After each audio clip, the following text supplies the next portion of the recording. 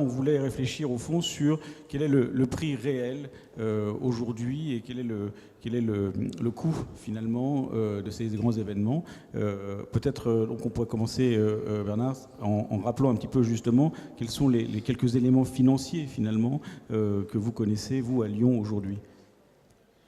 Je voudrais d'abord faire le lien un petit peu avec ce qui a été dit cet après-midi, parce que grand événement culturel, alors grand, on ne sait pas, seule l'histoire peut en juger, ambitieux serait peut-être un qualificatif plus pertinent. Ensuite, à événement culturel, moi j'ajouterais événement artistique et culturel. Alors c'est pas une affaîtrie de langage, comme on dit l'éducation artistique et culturelle, c'est parce que, en fait, il y a une sorte de contradiction intime, et on l'a vu cet après-midi, entre art et culture. Voilà, l'art vous conduit vers le dissensus, la culture vers le consensus. L'art n'a pas grand-chose à voir avec la démocratie représentative. En revanche, les phénomènes culturels, oui.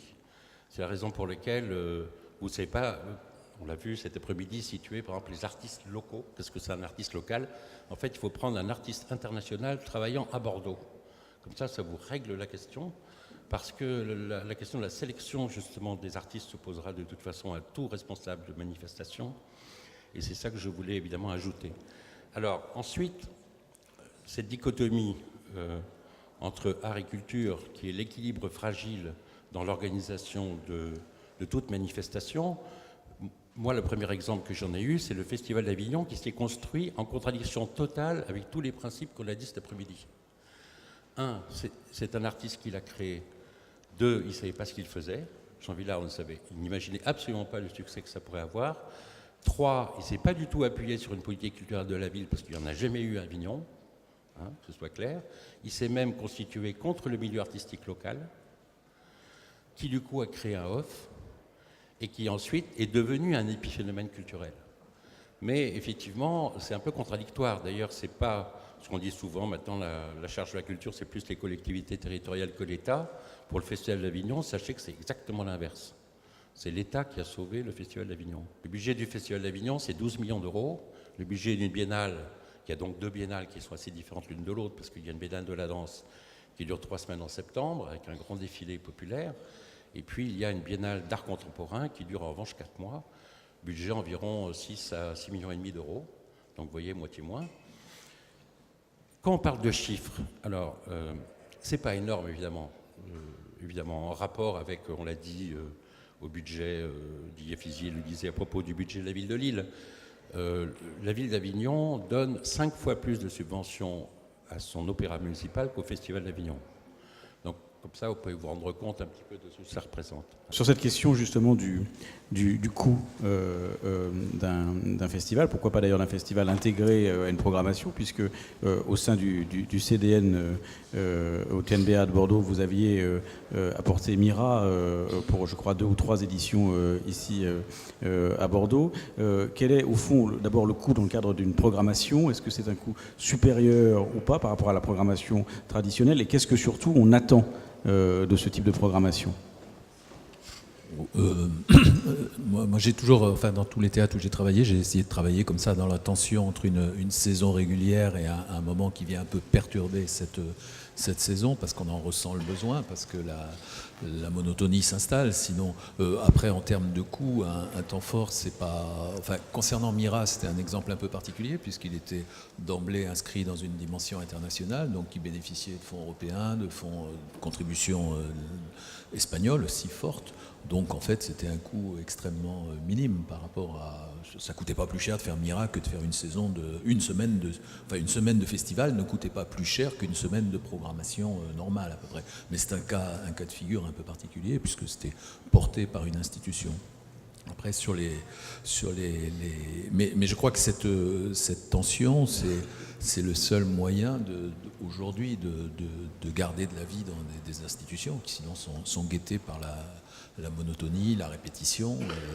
Mais c'est un paradoxe quand même, parce qu'on cherche toujours la nouveauté. Or, l'acte artistique, ce qui le fonde, c'est d'abord la répétition. Qu'est-ce qui coûte cher dans un grand événement culturel? C'est les artistes, c'est la programmation, c'est la production, je fais le naïf, hein, c'est la sécurité, c'est les assurances. Qu'est-ce qui fait que ça coûte, entre guillemets, si cher? C'est la technique. 50% du budget d'un festival maintenant en France est consacré à la technique, donc à l'aménagement des lieux, etc., etc. Car nous sommes dans ce paradoxe que ce qui a bien marché depuis 60 ans, c'est quand on fait du spectacle dans un lieu qui n'est pas prévu pour cela. Donc les Anglais appellent ça size spécifique, et je pense que le Festival d'Avignon est le champion de France du size spécifique. Ce soir, on fait un Et petit Jean size Villard le spécifique. disait lui-même, mais comment ai-je pu aller faire du théâtre dans une cour d'honneur qui est absolument pas fait pour ça, qui est soumis au Mistral, aux intempéries, etc., etc., où on ne voit pas et on n'entend rien. Est-ce qu'il n'y a pas un petit risque, à force de multiplier les spectacles gratuits, que les gens s'habituent ou n'attendent plus grand-chose, là je parle d'esthétique, en termes esthétiques, et que les gens se disent « Oh, bah, de toute façon, bon, c'était pas terrible, mais c'est pas très grave, les enfants sont bien amusés, le spectacle n'était pas génial, mais on s'est bien baladé, les enfants sont amusés, puis de toute façon, c'était pas grave, c'était gratuit. » Est-ce que, Bernard, il parlait d'école du spectateur, est-ce que là, on n'entraîne pas très simplement une médiocrisation progressive du goût? Mais, enfin, pardon, je voudrais quand même dire un mot. D'abord, je ne suis pas d'accord avec Bernard. Je me méfie, je me suis toujours, en tant que journaliste, toujours méfié des échos. Pas du journal, mais des échos. Je cherche à les vérifier sur le terrain. Et donc, ce soir d'inauguration, effectivement, je ne suis pas allé après à Arles, je n'étais pas à Aix, donc ça a été une inauguration multiple et poliforme. Mais ce soir-là, à Marseille, sur le Vieux-Port, au milieu de 400 000 personnes, j'ai senti la force d'un nous. Et ce soir-là, je me suis senti marseillais. Et ça n'a pas de prix. Et on n'allait pas demander aux gens, pour descendre sur le Vieux-Port, de payer pour... voilà. Ce que je veux dire, c'est que quand même, l'espace public est public. Ce qui va de moins en moins de soi, parce que de plus en plus, il me semble qu'on a affaire à des formes de privatisation de l'espace public.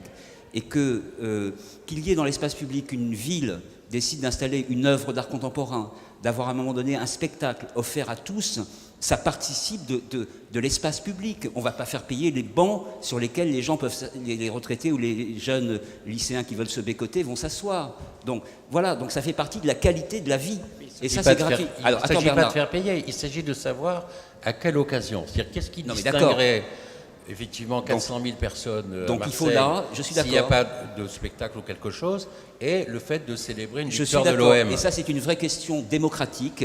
Et tant pis si je vais être à nouveau insupportable, mais contrairement à certaines idées reçues, je pense que la question de la distinction est une question éminemment importante pour la démocratie. Qu'une société dans laquelle on dit tout se vaut n'a plus aucune valeur démocratique. Je crois qu'il y a une question dans la salle et je crois que c'est Alain Juppé.